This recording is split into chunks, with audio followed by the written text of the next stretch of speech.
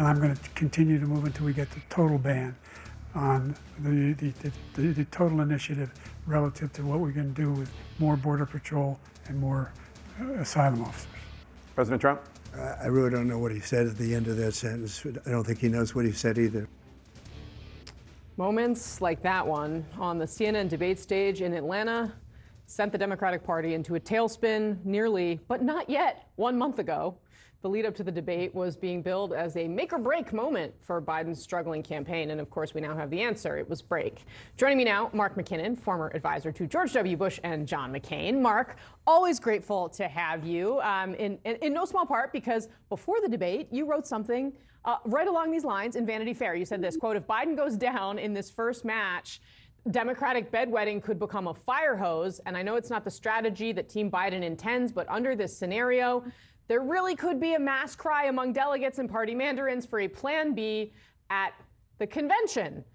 Well, we have not even gotten to the convention, and all of that which you wrote has come to pass. Honestly, I'd just like to hear kind of what you think about both what we saw from the president, but also kind of the way Harris has really stepped in so efficiently in the ensuing 48 hours.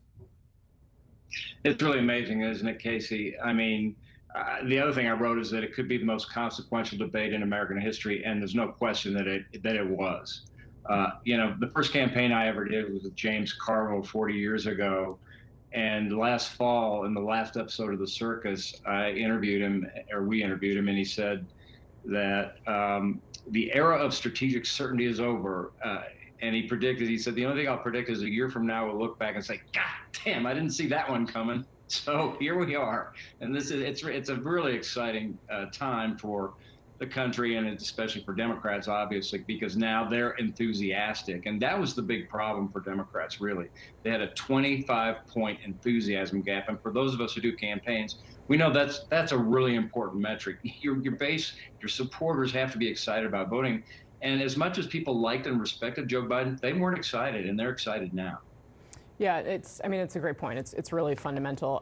Mark, I mean, one of the things that we have been talking so much about, I mean, and it speaks to the excitement and why there's excitement in the Democratic base, but it also kind of previews the dark campaign to come, and that's race, which is already, you know, we just played comments from Congressman Tim Burchett, who called Vice President Harris a DEI hire. There was a moment at the J.D. Vance rally yesterday where he said that he doesn't feel that Kamala Harris is, you know, regularly expresses gratitude for America in the way she talks. And then there was this moment where he talked about Diet Mountain Dew and also racism. Let's watch it. Democrats say that it is racist to believe, well, they say it's racist to do anything. I had a Diet Mountain Dew yesterday and one today. I'm sure they're going to call that racist too, but it's good. I love you guys. So there were some please clap vibes. I sort of hate to do this to you, but let's just recall like what happened with Jeb back in the day. Watch this. Yeah, PTSD, Jeb. The next president needs to be a lot quieter, but send a signal that we're prepared to act in the national security interests of this country to get back in the business of creating a more peaceful world. Please clap. Obviously, funny moment there, worth reliving just because. But I mean, look, tell me what you think about what Vance is doing there. I mean, this is going to be, Trump has been firmly on this terrain before. I think we have seen how he's handled it. I have talked to Republicans who are concerned about his inability to not go there. This is new territory for J.D. Vance, and he clearly is already struggling with it a little bit.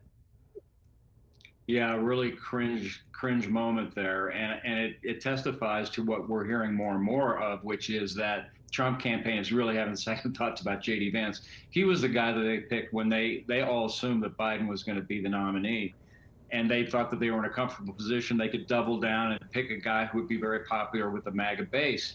But he doesn't, there's no addition in the J.D. Vance equation. He doesn't add any voters. He doesn't expand the tent at all. And in fact, he contracts the tent by doing the sort of comments like that about DEI with the race baiting and the dog whistles. It's really problematic, I think, for the campaign. Listen, I think that despite the history that Americans are more than prepared to not only vote for a black candidate, as they proved with Barack Obama, but for a woman. I think they're anxious to, and I think they're ready to. And so I think I think it's a real mistake for the Trump campaign to go there. I think the place they ought to go is just to say it's Joe Biden times 2. That Joe Biden was old and out of touch. Kamala Harris is just younger, but she's more out of touch. And I think keep it on the border issues, on policy issues like inflation, but to go to DEI and that territory, I think is a huge mistake. Yeah. Mark, very briefly, I just want to ask you the question, since you've done this so much, that members of my family are asking me, which is, do you think Kamala Harris can win this election?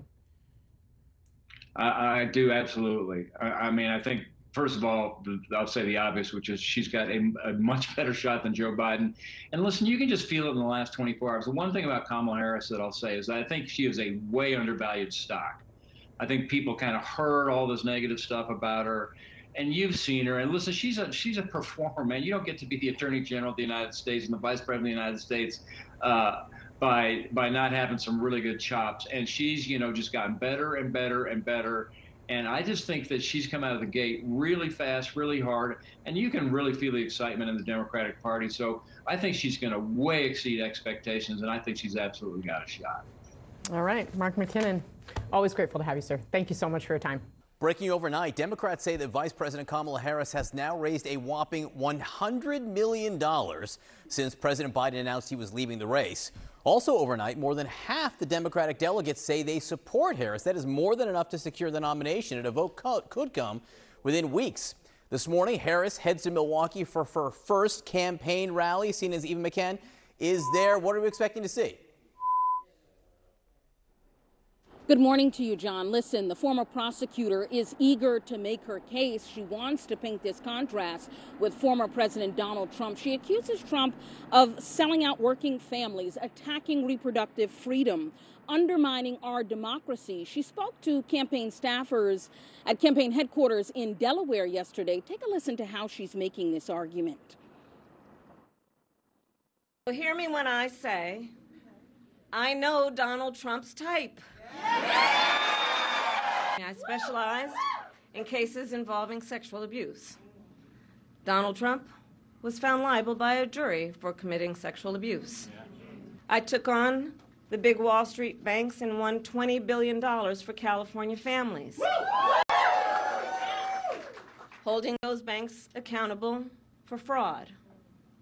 Donald Trump was just found guilty of 34 counts of fraud. And John, she also says that building up the middle class would be a defining goal of her presidency. She enters this period with relative strength, more than 1,900 pledged delegates secured. Lots of energy and enthusiasm right now in the Democratic Party. And I think that was really well illustrated on a call last night, co-hosted with Win with Black Men. Several elected leaders spoke, including Congressman Maxwell Frost, Governor Wes Moore, and they essentially leaned on thousands of black men across the country to become ambassadors for Harris in their respective communities. And she is leaning into someone with experience to help pick a running mate, yes? She is. Former Attorney General Eric Holder is a part of this vetting process. I can tell you one of the folks rumored to be on that running list, North Carolina Governor Roy Cooper.